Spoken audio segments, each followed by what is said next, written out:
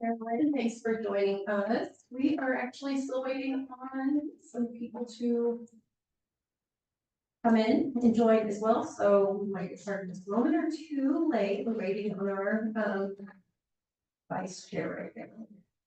That's what everybody says.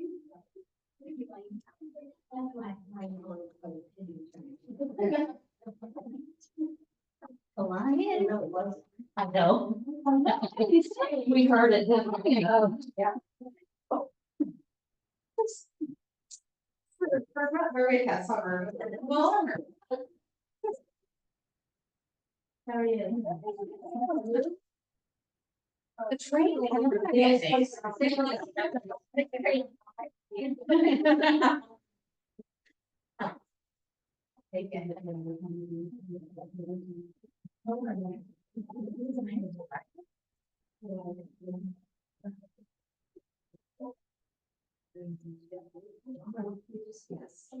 All right, while we're getting settled in, we'll just go over some basic housekeeping things. This meeting is being recorded, so be mindful of what comes across your camera. No, it isn't. The recording will be posted to the YouTube channel, so be mindful that anything that you say or do is under a public record. You're joining us in the I do encourage you to participate. We'll try to keep an eye on the chat box, but I highly encourage you to participate by unmuting yourself and verbally contributing to the discussion. It is Monday, September 16th, 2024. It's 3:02 now.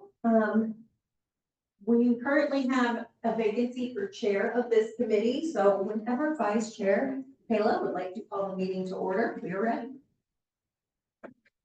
Excellent, thank you. We will call the September 16th LWIA 23 Youth Committee meeting to order at 3:02. And I'd like to thank everybody for being here today. And we want to start with the roll call. I can go down the list. Okay. Kelly Tinton. If you would. Ted Walk. Carolyn Jorgensen. Here. Casey Burkholder. Which I just sent her a Zoom link, so she might be on if I never did. Courtney Tomlin. Lori Foreman. Chris Kroll. Here. Carol Myers here. Phil Lambert. Here. Lisa Bloom here. Good, I just like hate circles are in online. All right. All right, the June 17th minutes were distributed via email. Are there any corrections or additions to those minutes?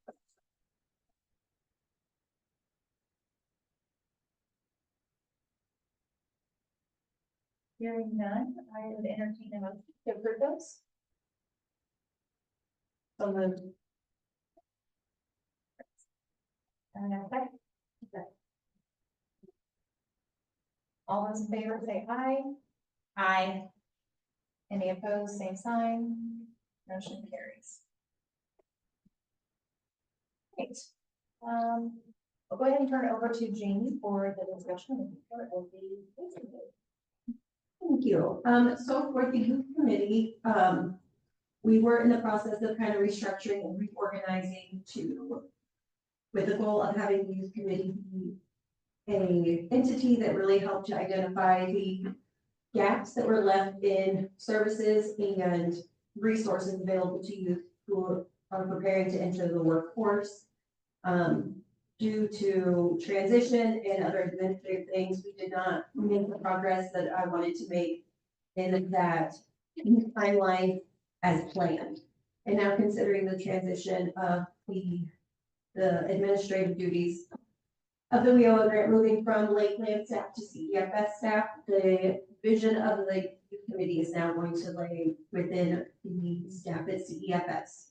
So I am here to facilitate any discussion of where you guys want the youth committee to go, what to expect for next steps, or the committee at large. What ideas do you have, or where would you like this to go? I am simply, announcing the directors tonight, or the position, we're going to do that, so I'm going to leave that in her hands when she comes on board. So whatever vision that she wants to do it, we'll probably have a discussion, of course, but it's kind of let her guide that discussion. And if anybody wants to input anything, that'd be great. Lori, you done?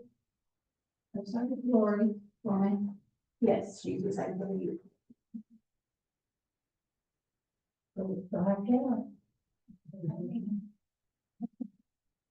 And that's another topic for you guys to consider is as of now with Lori Clemens' resignation, with Robert Woolen having left now, there's no private industry representation on. That's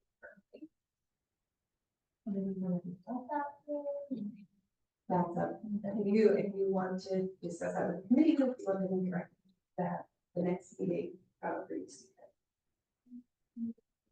Well, as, do we have any other business representation on? We don't, do we have any on the full board? Yes, 51% of the board has to be business.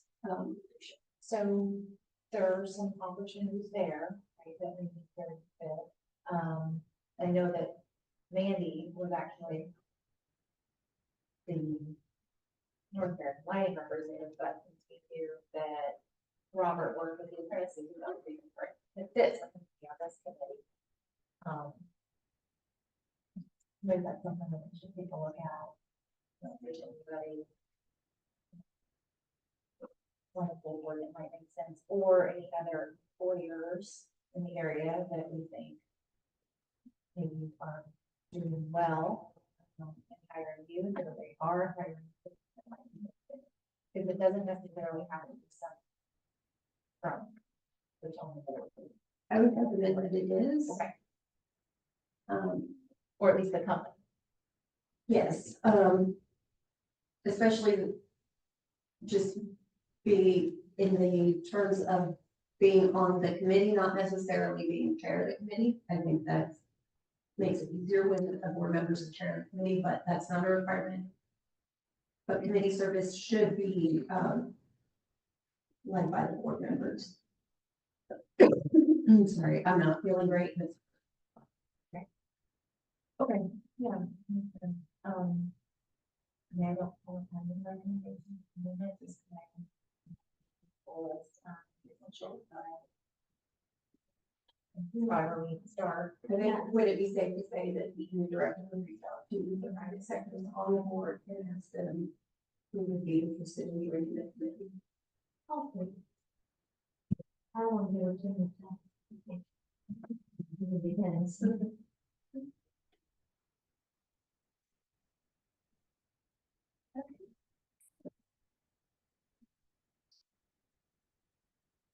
Okay, so any. else like that? Do you have anything else? So really, I mean, just to reiterate, the future leadership goals, we're gonna touch base with the new director on that. And then also to fill those vacancies, if that's something else that we're discussing, either by email or in the next. Just wanted to capture the action items. Okay. Great. Turn it over to Ellie and Elaine for the report on activities and programs for. Okay. So, I do want to just praise our team a little bit, and in 5-3, we did exceed all measures. Anybody would like a copy? We exceeded all of our measures. And thank you for the youth. We did start a recruitment plan. I think you all remember in February to increase our numbers to basically meet the 50% out of school youth requirement, and we are on target to meet that requirement as well as the 20% work-based benchmark. When we first started the program in February, the out-of-school youth requirement was 20%, and we're pretty sure we're going to meet 50% mark. And then also in February, the work-based percentage was at 5%, and we have reached the 20%, and hopefully we're going to exceed that. So we're pretty proud of our career planners for working so hard to meet those state goals and get us that out of the hole. Also, we got notice that we will be receiving the state supplemental money, so we will be able to use this money to help more youth if necessary. So we're excited about that. I think that's about official allocation. Excuse me? You get the official allocation, so we take the dollars in. We're supposed to be able to get them this October. Okay, so you have So your, we haven't got okay, the funding yet, but we haven't noticed it. I mean, it's like 203. Any questions? You want anything you want to add? No? And that covered the performance measures too, right? Yeah. Sure. Okay, Okay. just want to make sure we took care with those. If you go in and look at the performance measures for the quarter of 2004, they're not looking that good, but we're just starting. So it'll just keep getting better as we go. The first quarter really doesn't. We haven't supplemented anything or done anything with that yet. Because we're still in that first quarter, so, but it'll continue to get better. Yeah, I'm sorry, I was just giving a QI 23, but he's right, the QI 24, we're still in the first quarter. So. And remind me, when did that begin?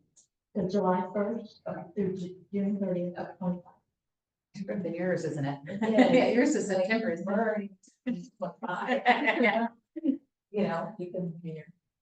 I know, the last part, then it's Okay, a little confusing. perfect. Any other business?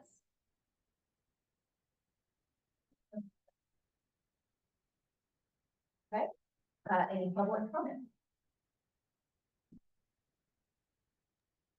This is Carolyn Jorgensen. Can you hear me?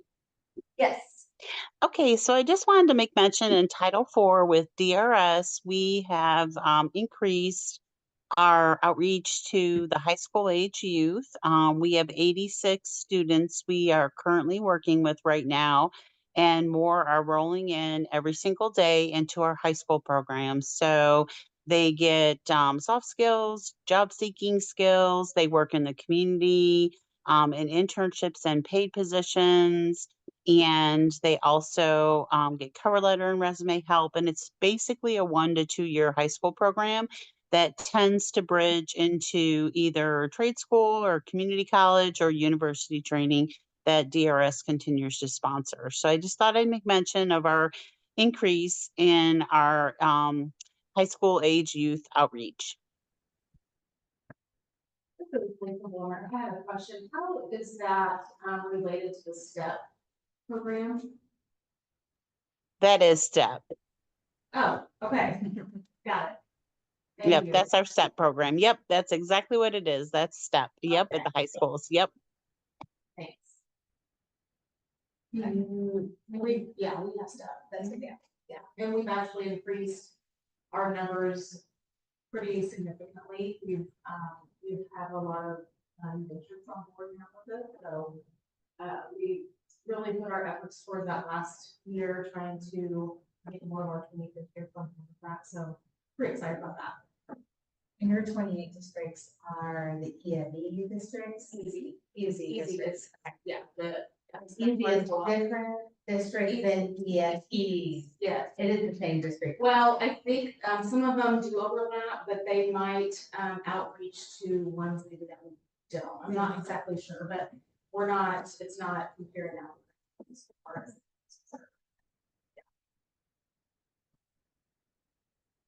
Thank you, Carolyn, for that update, and Lisa. Thank you so much. Okay, anything else? As far as closing remarks, just thank you everyone for continuing to serve on this committee. I do think it is important as part of the overall LWIA workforce development plan. I think that the youth is very important to that, and again, planning for the future. So, you know, if we can help to bridge those gaps, continue working forward on that, I think it's going to more than find success. I do think we're going to see the positive outcomes of that in the future. So, any other closing remarks? I'll accept any motion to adjourn. And with that, Second, Carolyn. say all in favor. All in favor? Aye. Okay, and your opposed, same sign. Motion carries. All right, thank you. Those of you who are joining remotely, if you are coming back to the consortium committee, it will be the same Zoom information, so you can step out and then step back in if you'd like, but that will start at 4 p.m.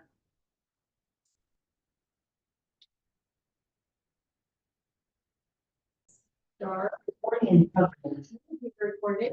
Be mindful of what comes across your cameras and the microphone. Those of you joining us remotely, we highly encourage you to participate.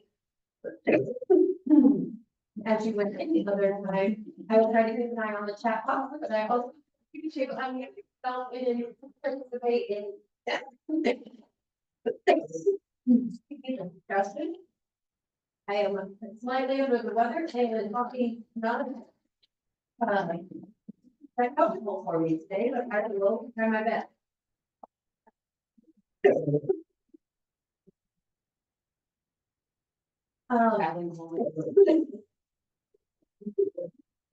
I'm letting more people into the waiting room now, so give us just one more moment.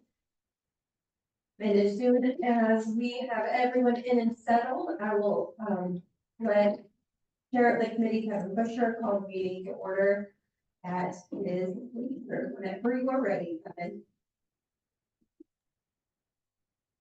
Are you ready for the meeting start? Yes. Okay, go ahead and call the consortium meeting to order. If we can start with roll call.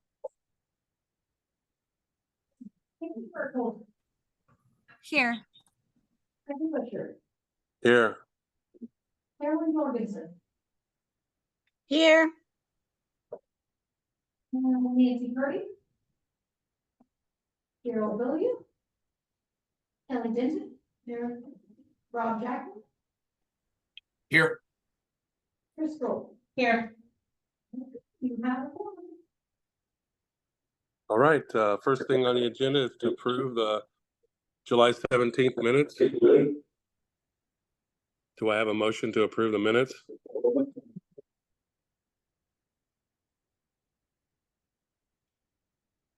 Sorry, was there, okay, got, did we get a second?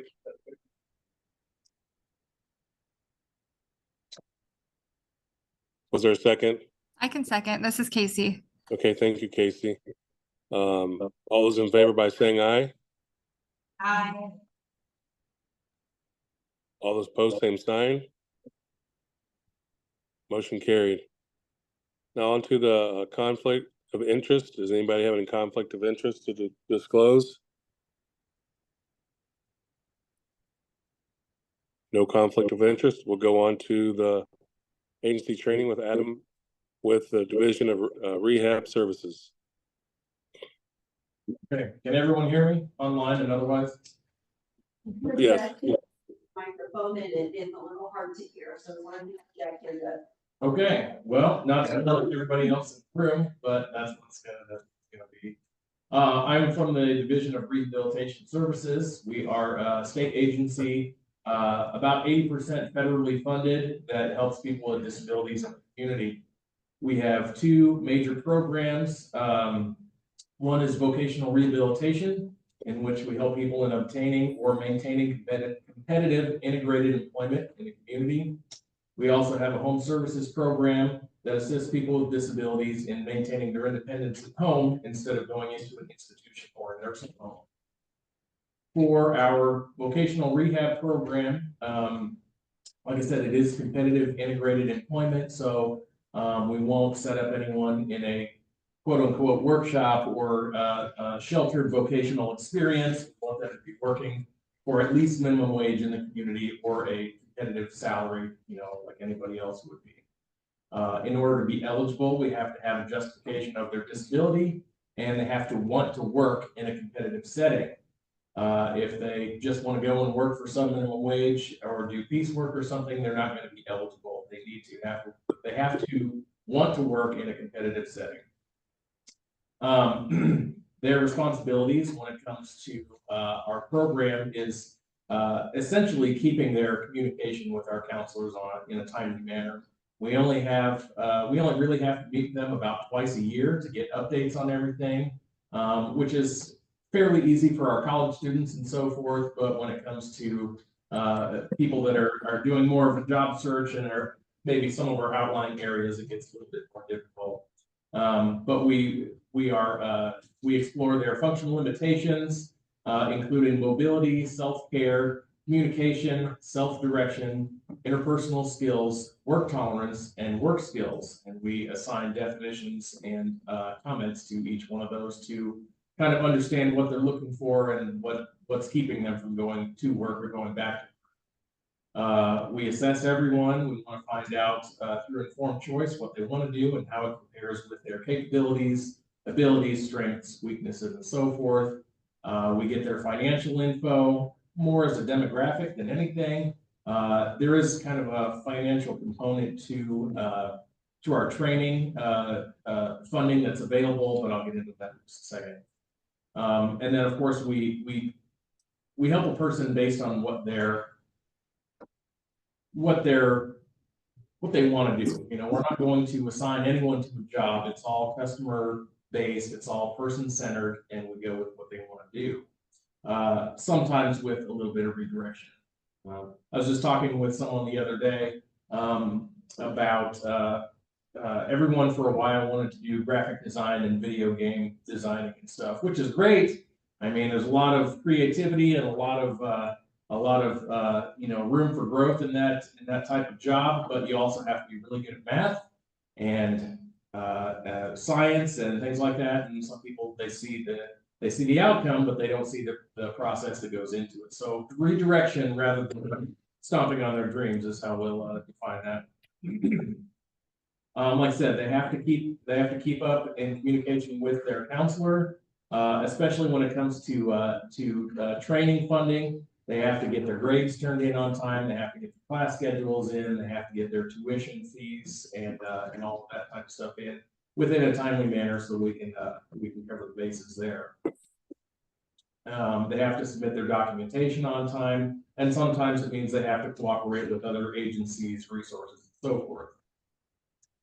We do have a lot of services. I won't go through them all today, but the major ones are post-secondary education.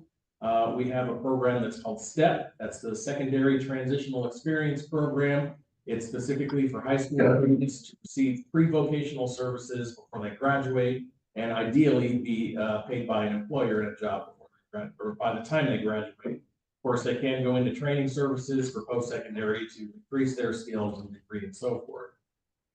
There's a lot of support services that are offered through the life of the case, including payment for uniforms, books and supplies, prosthetics, hearing aids, visual correction, job coaching, assessments, exam costs, and other things depending on the circumstances. There are some things that we can't pay for, but again, case by case basis, I won't give the full insight. We can also pay for transportation on a short-term basis for at least a couple of months. Now, if they're searching for a job, they can have a job transportation for a while. If they're searching, we'll pay for it as long as they're being active in job search. If it's needed, of course. The STEP program for high school students, it's to learn about going to work while they're still in school. We hold a contract with EZ, it's the Eastern Illinois Area Special Education, and actually with Matching High School as their own contract to provide pre-vocational services and foundational skills about work before they exit high school. They can attend this program until the age of 22. We have to have, there again, twice a year contact, and there are kind of two sections to that contract. One of them is foundational skills, in which they learn about how to advocate for themselves. They do workplace exploration. They have sometimes specific classes or job shadowing that they do, exploration, work-based readiness training, and post-secondary counseling. So they know what to expect if they're going on to school. I'm sorry, go ahead. Yeah. Kevin, did you have something? Oh, no, sorry. Okay, no problem. Your thing lit up, so I was making sure. And so the foundational skills are the first part of that contract, and then employer paid performance outcomes are the second part. Within the program, their teachers or vocational coordinators will help them sometimes get a job that's employer paid, and then count those hours toward a successful outcome for reimbursement on the contract to the school and to the, in this case, to EZ or whatever, whatever type of entity they have serving. For our training, if someone wants to go into post-secondary school, we have what's called the CCI, the Community College Initiative, in which we will pay for any student's degree, all of their costs related to school, regardless of household income. So their parents could be making $1 million a year, and we'll still pay for them to go and get an associate's degree at no cost to them. And everything that is related to that, transportation, books, supplies, technology they might need, housing, meals, tools, uniforms, credential exams, anything that they need related to that degree. And I'll give you an example of that. We do have a lot of kids right now that are going through the diesel mechanic and John Deere program at Lakeland. I actually did, I got some deliveries of toolboxes and all the tools that they needed. We had to itemize everything and go through the list with everything. And it was, first of all, I didn't realize that they needed so much. And second, it costs so much money. But the good part, thousands of dollars of tools, and it's a miracle they haven't found anything missing or in my garage by this point. We'll just skip over that part. In any case, no, we'll pay for all of that stuff, and the good part is that they can keep those while they're in school, and then when they're placed or when they get a job after, they already have all of the tools they need to be successful. And we do that through we have a couple of vendors that will supply those tools, but we've worked with a lot of the implementation companies and so forth that they'll tell us what exactly tools that they need on a job, so we cater to what the student is actually going to need when they start working. Okay, but we do offer other degree and non-degree students. We'll offer to pay for certificates. We'll go associates, bachelors. We've gone to a master's and a doctorate before. Again, that's case-by-case basis, and there are some other financial rules once you get into those higher degrees. Let's see here. So that's VR, that's vocational rehab in a nutshell. And of course, if you have questions afterward, I've been around 14 years. I don't know everything, but I can give you a pretty good idea about most of it. Our other program, the other main program for DRS is called Home Services. That is for the nursing home prevention type of folks. They want to live independently as possible, but they don't want to go into a nursing home or an institution. That is for people up to age 60, up to the day before their 60th birthday. They have to have a long-term disability, and they have to have medical records from at least their primary physician, indicating that there could be a risk of institutionalization without services. There is a number of types of service provision that we offer through Home Services. The most frequent is a PA or an IP, which is a personal assistant or a individual provider. And that is someone that the individual would hire to come in and serve the hours that we award them on their service plan. We give them a monthly number of hours that we monitor. That person comes and serves those hours and reports their time billed to us at the end of every 2 weeks. We also have a level of service that's called a homemaker. You may have heard of services provided through Addis Healthcare, or I think Sarah Bush has one. There's Help at Home.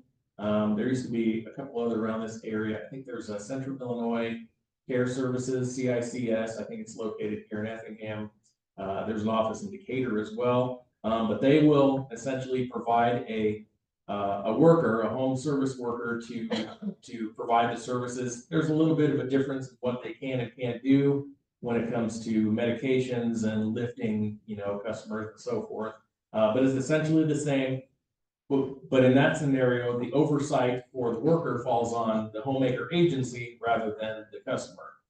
If the customer has a PA or a personal assistant, they are essentially the employer. They pick out that person, they train them to do what they need them to do, and then they sign off on their time at the end of the pay period, essentially. With the homemaker, the agency does all that. There's less oversight on the part of the customer. We do also offer respite services. If a customer has a primary caregiver that is serving them at no cost to the state, but maybe they need some burnout prevention, maybe they need some personal time to themselves, we offer a respite program for a limited number of hours on a monthly basis as well. We do offer some increased service costs and a few additional services for traumatic brain injury patients. Now that has to be an acquired traumatic brain injury from, say, a stroke or a car accident or a cardiac event or something. It can't be, developmental disabilities from birth or, encephalopathy or something like that. It has to be acquired. So something you weren't born with, essentially. We offer emergency home response. If you've ever seen those commercials with the lady who's on the floor and says, "I've fallen and I can't get up." Well, that's the button that we offer. I'm glad you like that. The button that she has around her neck is our emergency home response, and we do offer that as a service as well at no cost to the customer. We offer home delivered meals from several different vendors, and we did just get approved in the last year to offer frozen and shelf stable meals for those people who either aren't able to get them or have some other type of resource in place. We offer home modifications. If the home is not accessible due to whatever disability they have, we have done ramps. We've done bathroom modifications to offer roll-in showers. We've even done some, I don't know if you've ever seen, some people have like a sling and a track on the ceiling. We've offered ceiling track systems for them to get room to room in their house with little to no additional assistance, which is cool. We offer additional assistive equipment if they need grab bars for their bathroom, if they need wheelchairs, if they need canes, if they need shower chairs, any type of things like that are going to help them within their home. We can purchase and provide some of those things as well. And we can also do skilled nursing if there's justification from their medical provider that they need something beyond the assistance of regular civilian provider. Referrals for either program can be done online, and I do have a website for that, or I can give you my card and I'll email you if you want. Anyone can make a referral for a customer, but the point is the customer has to know about it. We have gotten referrals for people before and set up services only to realize they had no idea it was happening, or in home services, the individual provider was claiming hours, but the customer had no idea. So there have been some very large Medicaid fraud of payment in the past, and some of those on my watch, which is not great, but the state gets back thousands and thousands of dollars. And I always tell people, if you're thinking about committing fraud, then you can get away with it for a while, but at you eventually, and it'll be worse when it happens. The assessment is based on a combination of needs and services, not just simply for a couple of activities. For home services especially, it's a comprehensive look at your entire lifestyle rather than you know, I hate to use this, but people still, this term, but people still use this. They call in and they say, I need a chore girl. And so we don't pay for someone to come and clean your house. It's a comprehensive based assessment and so, yeah, exactly. And I know it's an awful term, but I think it's kind of simple. So, we do triage services based on the immediate need of the care. If someone is on, if they're vent dependent, if they've suddenly lost their primary caregiver, if they're facing eviction from their home, or if they have a terminal illness, we'll expedite those services for that person and try to maintain some stability. Okay, I already mentioned some of the additional services we provide. Home response, skilled nursing, home modifications, assistive equipment. And that's basically it. I mean, there's a lot of ins and outs to the program. It is a state-sponsored agency, so everything is always changing and so forth, but that's the gist of the program. And I do have cards here available if you need anything.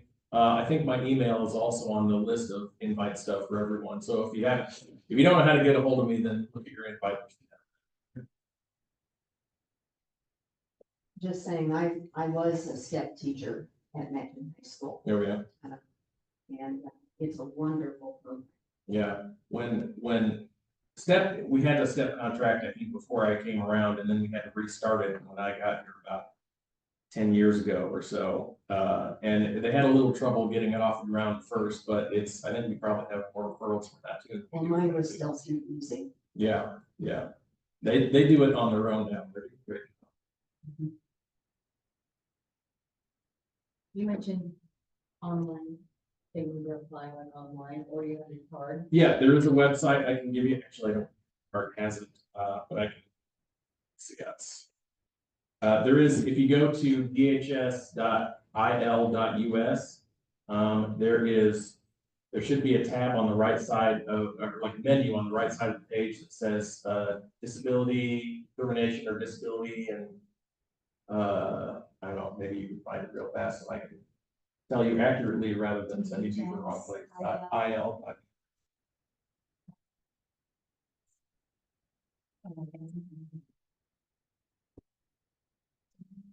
Or you can search DHS Illinois and on, Google it. And so this is available statewide. Statewide, we have 47 offices throughout the state. I don't know where they all are, but everyone has a number of county covers.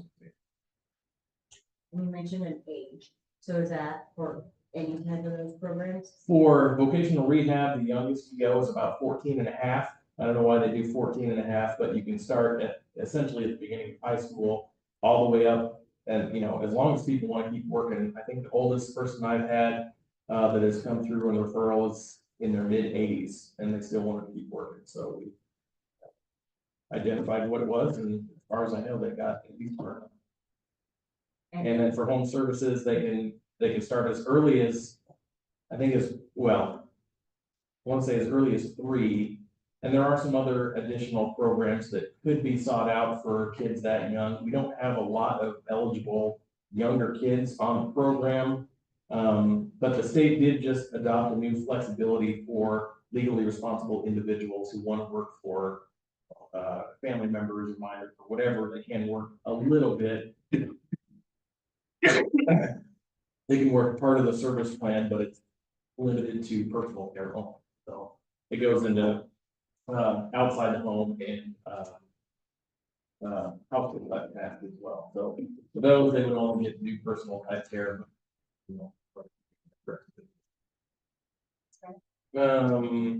Maybe. Oops. And then for regular. Yeah. Red bars. So, okay, so you'll go, there's a tab at the top that says customers. And then on the right side, once you click that, under the links section, you go to disability and rehabilitation. On that, and there's not a direct way to get there. There is a section. Now there's a part you have to click on the referral part. So you can go to either home services program or vocational rehabilitation. there's a place on the bottom that says how to apply. There's a rehabilitation services web referral, that'll take you to the referral page, and then those referrals are directed based on, you know, if you're making a referral from my office. We do have an office around here, there's one in Olney. Carolyn, actually, does that office, she's the supervisor of that office, and I'm not sure what all counties they cover. My most southern county is Effingham, and then she kind of takes over from there down to, I'm not sure how far that goes, but our other office, there's another one in Mount Vernon down south, and then north of us, there's Decatur Campaign, so you would have to go there, but she could probably give you more information about it. And then for the grants and grant borrow, that kind of service, do they need to be getting other services in order to qualify? They have to be eligible for other services in order to qualify. Pay for those. And honestly, we look for other resources for that as well. Ameren, the electric company, they used to have a promotional program that they would go and build a ramp for an elderly or disabled person, and then kind of create like press coverage about it and stuff. They wanted to be able to show the community that they were doing this. I haven't gotten them to build one for about 3 or 4 years. So I'm not sure the funding is still there, but we can, I mean, those are generally about 1,500 to 2,000 anyway. At least with material, so. Those ramps in that one? Who? The Rotary. Oh, you know what, he approached me at an expo last year. Carol, I'm gonna send you the link that goes to the page that Adam's talking about this. Okay, thanks. When you talk about transportation, what kind of how do you transport people? That's always a question. Is it just dial-a-ride, or do you use Uber? Well, We just heard about at a conference that there were other Perkins programs that use Uber to get students back and forth. we did use Uber once in the past year, but we shouldn't have. They said they said we can't use it after. And it was that another case by case thing. I won't get into that one here, but we are not to use Uber. We will use dial-a-ride. If the person has their own vehicle, then we can reimburse them a certain amount. And we usually go by about a month or so. We'll reimburse them for a certain amount, of trips or whatever. So if they're doing a regular job search, then we'll do the most cost-efficient transportation possible. So if they can go and job search using dial-a-ride or whatever, we'll do that. But if they need a gas card or something like that, then we'll reimburse on a limited kind of amount of money, I would say. Now, when it comes to if they're working and they need transportation, at least until they get their first paycheck, then we'll reimburse the total cost of that based on our state rate. So I think we reimburse people at 67 cents a mile right now. And so, if we're paying them to go 20 miles a day, 5 days a week or something, then we'll go up for a month, at least we get paid. And if they can't take over, they probably have work.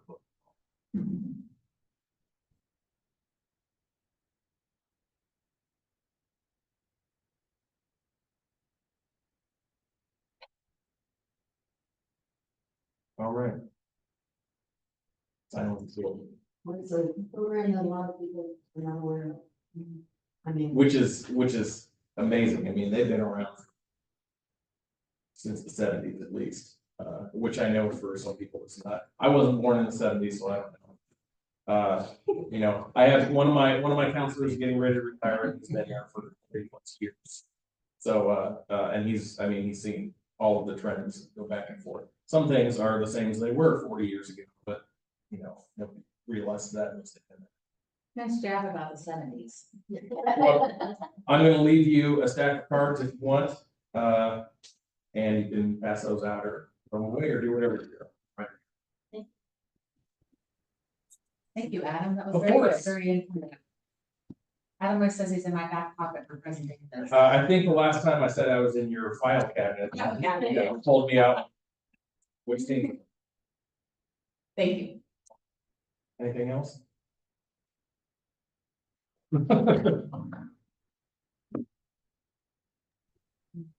Is Jeff Coleman still there? Charles Coleman? He is, he's covering Shelby and Coles County right now, but we're switching up because Chuck Jones is leaving at the end of this year.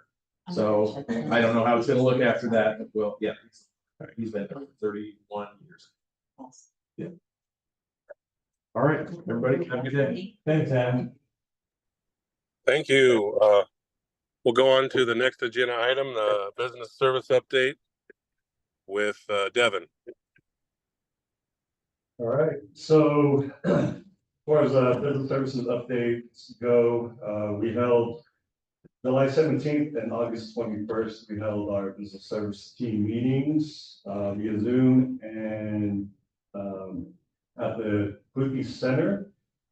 I was just telling Jamie that these last two meetings that we have held has probably been the most attended that we've had in quite some time. A lot of great information was being shared across all of our economic development partners, our community college partners, everybody as a whole. It was nice to be able to hear all the job fairs that's coming up, all the career fairs, just all the good that is happening. You know, we went a few months where it's kind of a lag, if you will, but these last two have been really great. And hopes that the new business coordinator for SEPS could take that ball and continue to expand and, you know, ultimately help, you know, the workforce, the business side of the house and just expand and, you know, help everybody as a whole. Freddie Buckingham from IDES, I'm going to assume until the support coordinator gets up to speed, we'll be heading these monthly business service team meetings. We do have one coming up September 18th, in a few days. That is via Zoom. If there's anybody that would like to attend that doesn't have a link, you let me know and I'll get that link sent to them. July 23rd, we had a talent pipeline management manufacturing collaborative at the Effingham Public Library. We had 10 in attendance. 4 individuals from our manufacturing partners. I think there's a lot of need out there. A lot of them are looking for possibly for income or work training. But Freddie Buckingham and Scott Cahoon both are TPM certified and work for IDS. They're going to be the ones to head up these next few health pipeline management. Well, again, just a lot of great work, a lot of need out there. Our manufacturing partners are having a hard time keeping bodies in seats. Well, a lot of individuals, they don't want to do the hard work, the maintenance, the long shifts, the heat, the cold. So that's where a lot of these entry-level manufacturing positions are. A lot of them are having a very difficult time keeping people in these seats. So moving forward, I think there's a lot of great avenues out there. But you know, as a team, it will be nice to see how the business service team can help a lot of our manufacturing partners, you know, drive and move forward and keep people working within their walls. But yeah. So yeah, that is it for business services team. Again, if anybody wants to attend Wednesday, please reach out to me. I think that's 1 o'clock. Thank you. All right, any questions for Devin? All right, next on the agenda is Kelly with the one-stop operator report.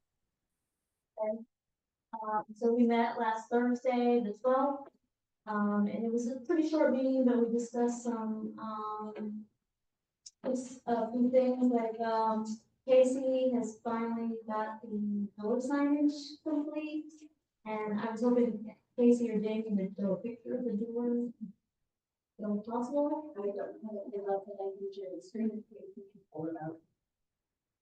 Or I can allow her to share the screen. Okay. Yeah, she said she wanted to share that too, so.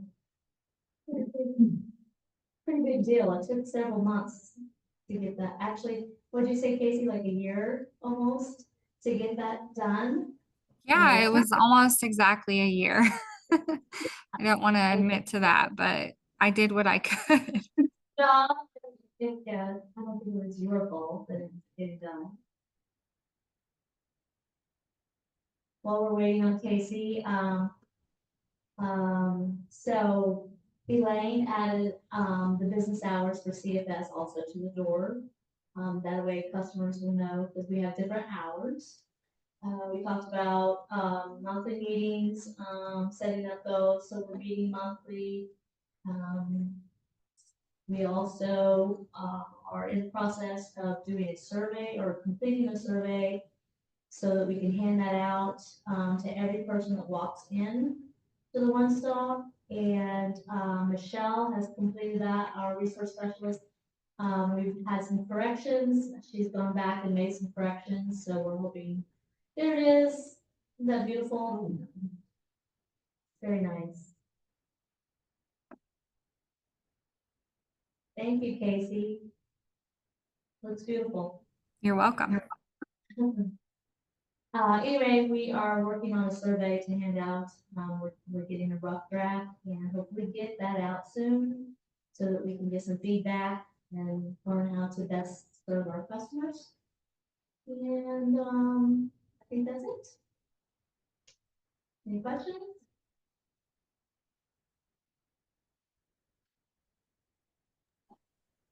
All right, thank you, Kelly. Next on the agenda item is partner updates. Does anybody want to start? Hello, this is Chris from Title II Lakeland College. As of right now, we have 284 students that are enrolled in our adult education program, with 164 of those students in our ESL program and the remainder in our GED program. So if you think even just a couple of years ago, we had maybe 30 ESL students and the bulk of our students were in the GED program. Our GED numbers have not changed very much. They're staying very consistent, but our ESL numbers have climbed. So again, 30 students just a couple of years ago, we have 164 students this year. So I'll give additional information after our first quarter reports. So next quarter, you'll hear more. For Perkins, we're currently serving 57 students with direct support. We are seeing more students who are English language acquisition. So trying to serve them. A lot of them have interest in our VNA program and allied health. So working with those students. In the process of having the Perkins flyer translated to Spanish and then hopefully French, so that we can go ahead and distribute that to some of the adult ed classrooms and try to have that handoff as they gain more of their English skills to then be able to have more skills to enter the workforce as well. So it's off to a good start. Good thing so far for fall. I'll go. We are currently have 241 people enrolled. And we are, for PY 23, we did, our performance measures were met or exceeded. Actually, we exceeded every category except for 2 that we just met. And we did very well for that. We are in the process of our performance negotiations. Hopefully that will be completed on the 25th. Our area schools started and our career planners were busy getting applications completed and doing a lot of work there. We have had some changes in our staff. So we were concerned about our 50% overhead. So we did let one staff member go in the Mattoon office. And then of course, we had 3 there. So we only have 1 person in the Centralia office and we had to let that person go. and we did hire for that position recently. I think that's it. We have had some layoffs, recently that we're dealing with the Midwest Transport and Kentucky Fried Chicken. Has closed some restaurants in Illinois, and the only one in our region that was affected was the Charleston one, and then Midwest. I was told that we had about 75 individuals that will be affected in our region. So we may be getting a few more customers. Any questions?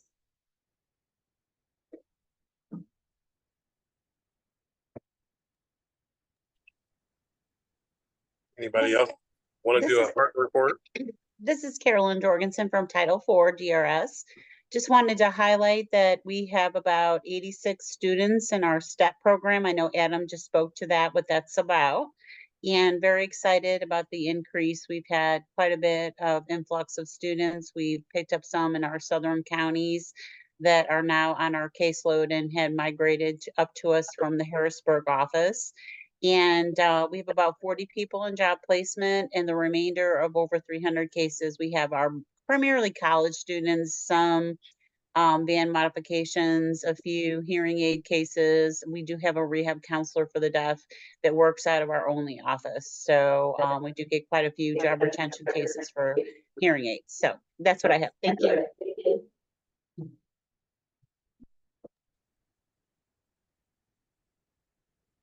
Anyone else with partner reports?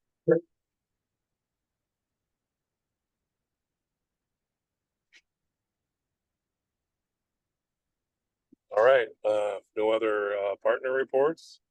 I just want to kind of get an update on a transition for the fiscal agent and grant recipient of LWIA 23. That transition from Lakeland College to CFS is going very smoothly.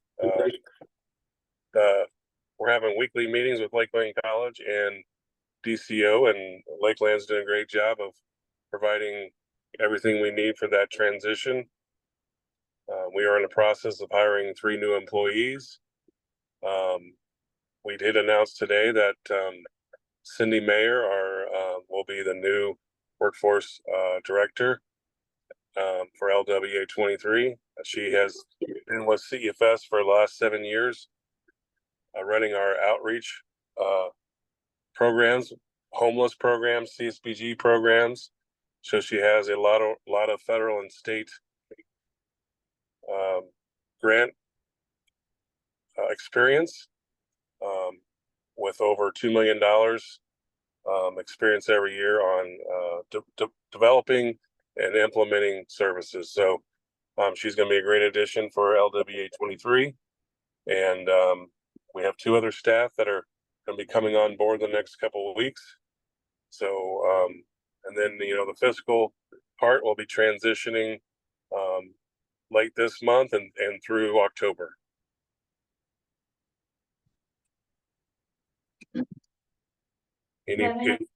Yes. Is Cindy still gonna be with CSBG too, or no? No, she's going to be 100% work LWIA 23 staff. Okay.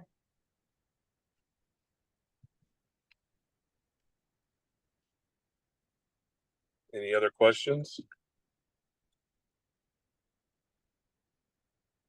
Okay, any other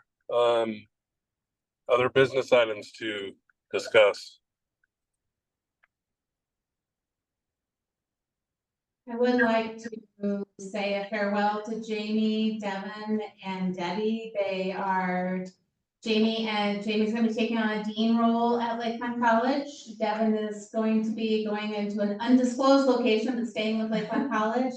And Debbie will be taking on an auditing position at People's Bank. So thank you for your years of service, for your knowledge, and for all the things that you have done for LWIA 23 and continue to do through the end of the month. So thank you.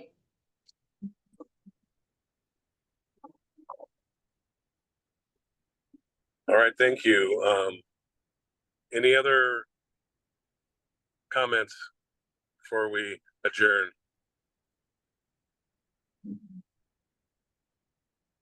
All right.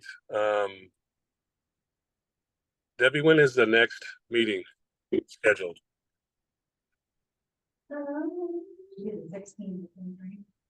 That's gonna start, December 16th, I believe. I'm sorry, I did not hear that. December 16th, I believe. Okay, December 16th.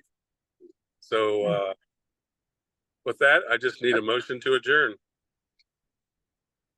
Need a second? Second. All right, all those in favor by saying aye. Aye. All those opposed, same sign. Motion carried. Thank you for attending today. Thank you, those of you joining us remotely. We will end this Zoom meeting. If you are coming back for the board meeting, that will be on a different Zoom meeting link. So consult your calendars and emails for that. Should be a message if you need that. So thank you so much. I appreciate the recording.